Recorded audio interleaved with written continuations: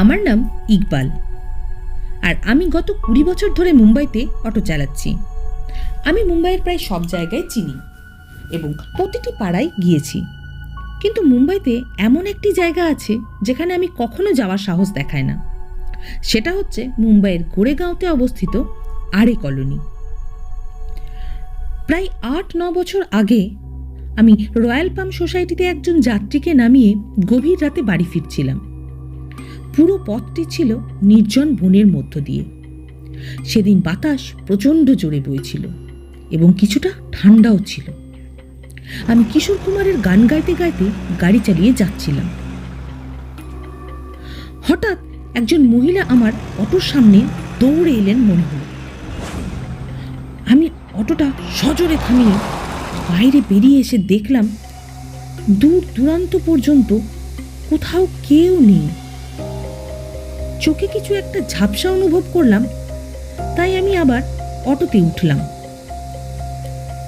Auto start করার সাথে সাথেই একজন বয়স্ক মহিলা আমার পাশে এসে দাঁড়ালেন। তিনি আমাকে কিছু দূর এগিয়ে দিতে বললেন এবং অটোর পিছনে উঠে বসলেন। মহিলাটি ছেঁড়া পুরনো পোশাক পরেছিল এবং তার পুরো শরীর কাদায় ঢাকা। মুখটা তার এলোমেলো চুলে প্রায় ঢেকে গিয়েছিল। ভোর 3টেই এক বৃদ্ধ মহিলা কোথায় যাচ্ছেন তা নিয়ে আমি একটু দ্বিধাগ্রস্ত ছিলাম। তাই আমি তাকে জিজ্ঞাসা করলাম, আপনি কোথায় যাবেন? সে উত্তর দিল, সামনে একটা শ্মশান আছে, আমি সেখানেই যাব। কথাটি শোনার পরই প্রচন্ড জোরে এক বাতাস তার এলোমেলো চুলগুলো সরিয়ে দিল, আর ঠিক তখনই আমি আয়নার আড়াল থেকে দেখলাম তার পচা গলা মুখমণ্ডল যেন আমার দিকেই চেয়ে আছে।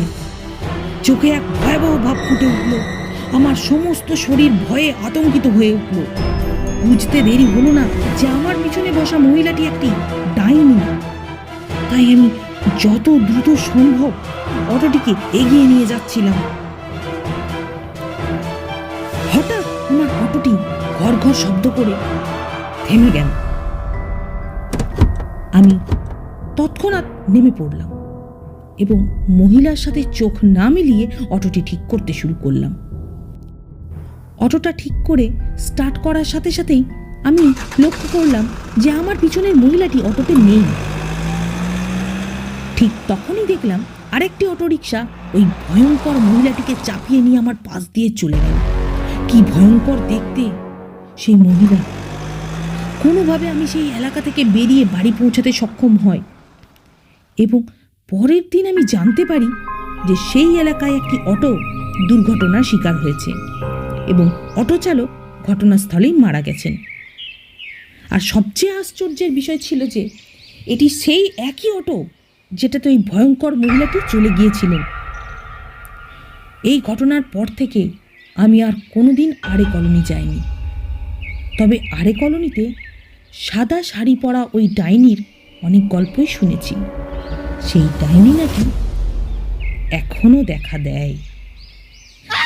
বন্ধুরা, এরকম রোমাঞ্চকর গল্প শোনার জন্য আমাদের রহস্যপট চ্যানেলটিকে সাবস্ক্রাইব করতে ভুলবেন না কিন্তু।